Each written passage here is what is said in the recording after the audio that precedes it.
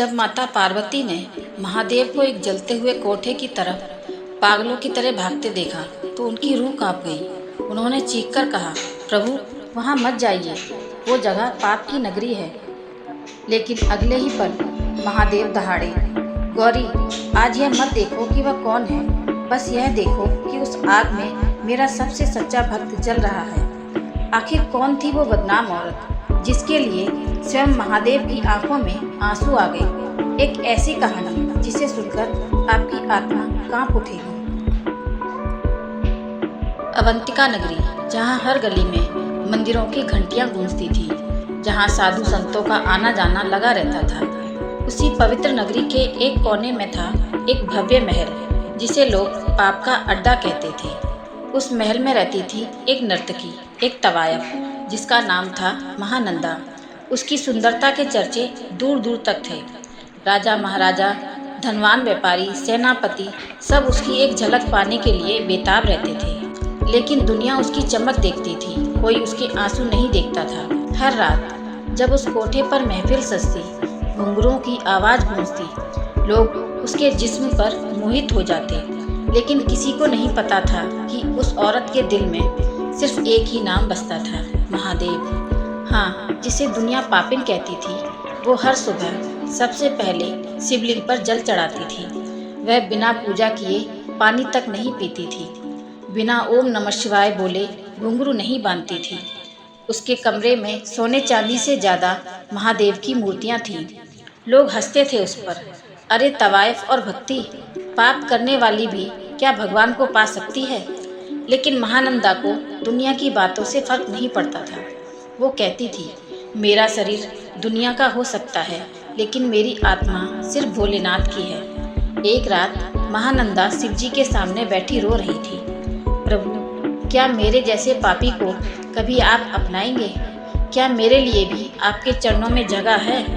उसकी आंखों से आंसू बहते रहे और उसी क्षण कैलाश पर्वत पर बैठे महादेव मुस्कुराए। माता पार्वती ने पूछा, स्वामी आप मुस्कुरा क्यों रहे हैं? महादेव बोले, गौरी आज धरती पर एक आत्मा मुझे पुकार रही है। उसका प्रेम इतना सच्चा है कि देवताओं की तपस्या भी उसके आगे छोटी है। पार्वती जी चौंक गई। कौन है वो महान भक्त? महादेव ने आंखें बंद की और बोले, एक तवायफ। यह सुनते ही देवी पार्वती हैरान रह गई। एक तवायफ? प्रभु, क्या ऐसी स्त्री भी आपकी प्रिय हो सकती है? महादेव शांत स्वर में बोले, गौरी दुनिया कर्म देखती है, लेकिन मैं भाव देखता हूँ। और फिर महादेव ने उसकी भक्ति की परीक्षा लेने का निर्णय लिया। अगले दिन महानंदा के दरवाजे पर एक अमीर व्यापारी पहुंचा। उसने कीमती वस्त्र पहने थे, हाथों में हीरे जवाहरात चमक रहे थे, लेकिन उसकी आंखों में एक अजीब तेज था। महानंदा ने आदर से उनका स्वागत किया। व्यापारी ने कहा, मैं कई दिनों की यात्रा पर जा रहा हूँ। मेरे पास एक अमूल्य वस्तु है, क्या तुम इसे संभाल सकती हो? महानंदा बोली, यदि मेरे बस में हुआ तो मैं अपने प्राण देकर भी उसकी रक्षा करूँगी। तभी उस व्यापारी ने एक चमचमाता हुआ दिव्य शिवलिंग निकाला। उसे देखते ही महानंदा की आंखें भर आईं। उस शिवलिंग से अद्भुत प्रकाश निकल रहा था। व्यापारी बोला, महानंदा यह सिर्फ पत्थर नहीं, मेरे प्राण हैं। अगर इसे खरोंच भी आई तो मैं जीवित नहीं रहूँगा। महानंदा ने दोनों हाथ जोड़ लिए, मैं इसकी रक्षा अपने प्राणों से भी ज़्यादा करूँगी। व्यापारी मुस्कुराया और चला गया।